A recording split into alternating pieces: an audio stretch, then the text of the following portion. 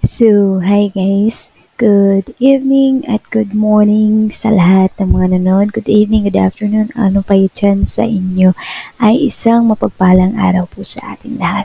So guys, sorry kung late upload po ako or kaya matagal po akong nakapag-upload dahil po sa sobrang busy sa graduation. Dumating pa yung tita ko kaya hindi po ako nakapag-upload 11 days. So, ngayon, tatalakayin naman natin kung paano mag-compute ng experience sa RQA. So guys, may 1 year experience po ako bilang volunteer teacher pero 0 points po ako. So, ano nga bang nangyari? So, let's watch. Don't forget to subscribe, like, and share. Okay? Dumako na tayo. This is the DepEd Order 007 Series of 2023. Siyempre, ito yung mga guidelines natin. Guidelines on recruitment, selection, and appointment in the Department of Education. So, dyan po sila pumapase. So, ito po yung RQA ko. Year 2024 po yan. Nagkamali lang po, sorry. So, education level, training level, experience, PPSD COI, which is the demo, and PPSD NCOI, ito po yung TRF natin. So, sa experience level, makikita niyo po na 0 po ako kahit nag-entry po ako ng 1 year, which is sana may 1 points na ako doon. Pero hindi tinanggap dahil nga po sa papers ko po. Ano nga ba yung papers ko doon? So, ipapakita ko po ito sa susunod kong slide. So, ngayon, dumako muna tayo kung paano natin i-compute yung points for the experience. So, sa DepEd Order 007, mayroon po kayong makikita doon yung mga increments table experience at paano i-solve yung experience, education, at marami pa. So, let's proceed to the experience. So, nakalagay dito 1 and from none to less than 6 months, increment level 2, 6 months to less than 1 year, 3, 1 year, increment 3 is 1 year and less than 1 year and 6 months. So, for example, ako, nag-volunteer teacher ako, example lang po ito. Example, 5 years. So, sa 5 years ko, makikita natin dito sa range, 5 years. So, sabihin na natin less than 5 years and 6 months ako.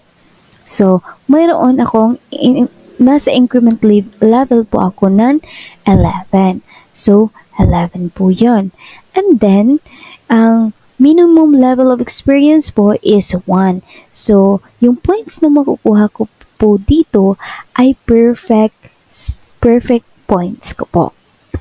So, that is the example sa ating example po sa pag-compute ng experience. So, naiintindihan po ba ninyo? Uulitin ko again.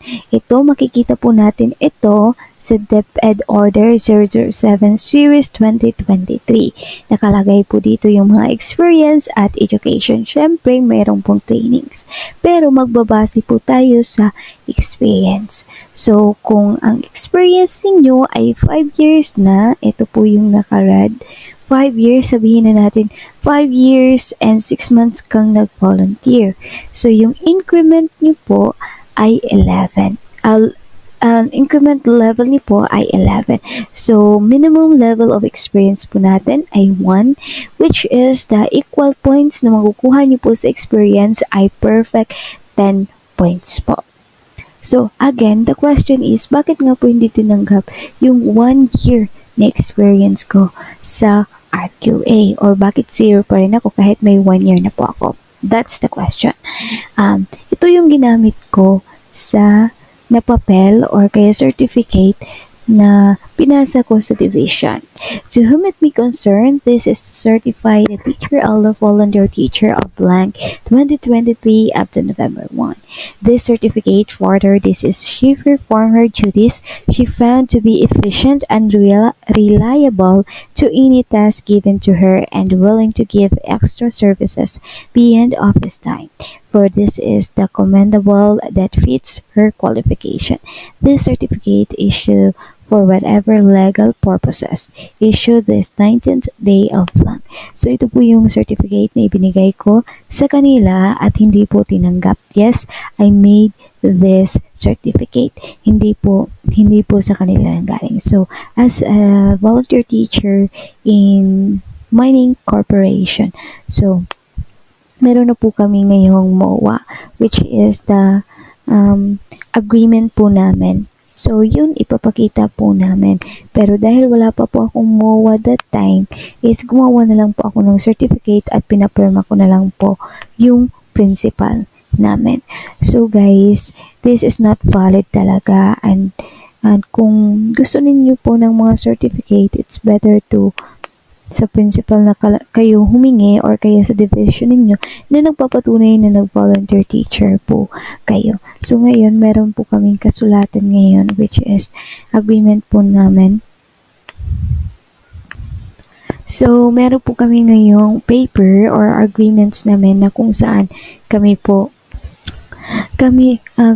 ay pipirma na lamang at sila na po yung gagawa at magiging valid na po yung experience namin. At if ever na meron na po kami nito at ipopost ko po talaga agad kung ano nga ba yung agreements namin doon. So, that's it guys. It's better na sa principal na lang kayong magpagawa or kaya naman sa division ninyo kung mayroong mga agreements between volunteer and the principal or the teachers or the division.